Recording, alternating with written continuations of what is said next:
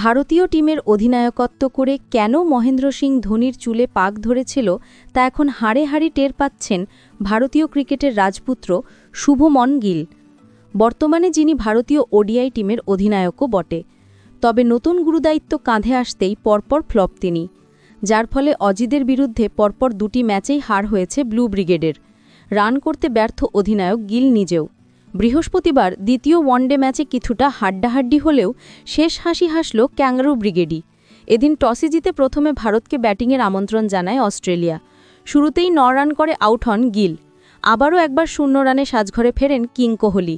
এই নিয়ে পরপর দুটি ম্যাচে ০ রান করে আউট হলেন কিং কোহলি। এদিন দলের হয়ে কিছুটা লড়াই করেন রোহিত শর্মা। ৯৭ বলে ৭৩ রানের ইনিংস খেলেছেন রোহিত, যেটা আদৌ হিটম্যান সুলভ নয়। এরপর ৬১ রান সংগ্রহ করে আউট হলেন আইয়ারও। অক্ষর করেছেন ৪৪ রান।